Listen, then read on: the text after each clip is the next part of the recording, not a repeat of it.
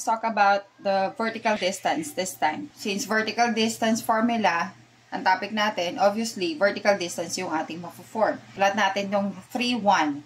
So, positive pareho, ibig sabihin, nandito lang yan. Okay. So, 3, 1, 3, and then 1. Ito na yung 3, 1, comma 1, and then 3, 7. 3 ang x, and then 7. Saan sila magmi-meet? Diretso lang to, tapos ito diretso lang din. Ito siya. So, this is 3, 7. And then, if you connect this, yung dalawang points na to, obviously, vertical ang kanyang mapo-form. Okay, so ito, hanapin natin kung ano yung kanyang vertical distance. Para malaman natin kung vertical line yung mapo-form natin, kailangan pareho sila ng x-coordinate. Okay, so 3, 1. Ito yung ating formula. D is equal to the absolute value of y sub 2 minus y sub 1. Again, bakit absolute value? Kasi wala tayong negative na distance. Kahit negative yung makompute natin, dito, since absolute value siya, magiging positive pa rin.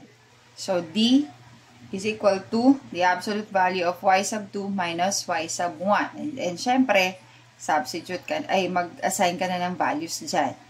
But then again, ito lang naman ang kakailanganan natin, yung y sub 2 values. Okay, so D, y sub 2 natin is 7 minus 1 yung ating y sub 1. And then, 7 minus 1 is 6 na lang. Alisin na natin yung absolute value. So, 6 units. Next, assign natin. Y na lang ang assign natin, no? Kasi hindi naman natin gagamitin nga yung X. So, the formula is the absolute value of y sub 2 minus y sub 1.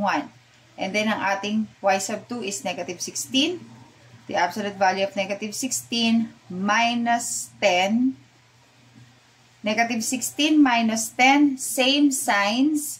Ibig sabihin, mag-a-add ka. 16 plus 10 is 26, and then follow their sign. Since they are both negative, so magiging negative yan. Okay, absolute value.